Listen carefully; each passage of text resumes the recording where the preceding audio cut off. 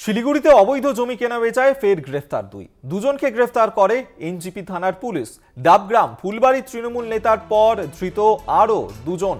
মুখ্যমন্ত্রী মমতা বন্দ্যোপাধ্যায়ের হুঁশিয়ারির পরেই এবার তৎপর হয়ে উঠেছে প্রশাসন শিলিগুড়িতে।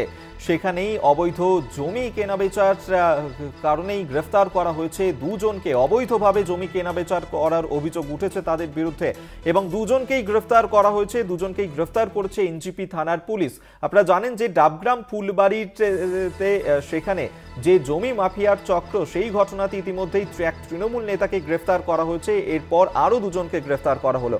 এই নিয়ে আরো বিস্তারিত বলবে আমাদের সঙ্গে রয়েছেন টেলিফোনে প্রতিনিধি রীনা কুমার। রীনা, একেবারে অভিযোগ অবৈধভাবে যে জমি কেনাবেচা আরো দুই পান্ডাকে গ্রেফতার করেছে এনজিপি থানার পুলিশ। এখানে কিন্তু গতকাল রাতে আমরা দেখেছি যে তৃণমূলের যে ডাবগ্রাম ফুলবাড়ি ব্লক সভাপতি ছিলেন দেবাশিস প্রামাণিক, তাকে কিন্তু সারাদিনের জেরার পর অবশেষে রাত্রে তাকে গ্রেফতার করে পুলিশ এবং তারপরেই কিন্তু ঘটনার যে তদন্তে আরো নামে পুলিশ এবং এরপরেই আরো দুজনকে ইতিমধ্যে সেই ঘটনার এবং সেই মামলার জেরেই কিন্তু তাদেরকে আটক করেছে পুলিশ। তাদের মধ্যে একজন কিন্তু এনজিপি থানার অন্তর্গত যে জলডুমুর এলাকা রয়েছে সেখান থেকে গ্রেফতার করে এমডি আলমকে, এবং যে বাড়ি ভাষা রয়েছে সেই বাড়ি ভাষা এলাকা থেকে কিন্তু বিমল রায় নামে এক অবৈধ জমি কারবারিকে গ্রেফতার করেছে পুলিশ। এবং মোট তিনজন কিন্তু একই অভিযোগে কিন্তু ইতিমধ্যে গ্রেফতার করা হয়েছে এবং তাদেরকে কিন্তু আজ জলপাইগুড়ি আদালতে পাঠিয়ে তদন্তের স্বার্থে 10 দিনের রিমান্ডে নিয়ে জিজ্ঞাসাবাদ চালাবে পুলিশ, এমনটাই কিন্তু জানা গেছে।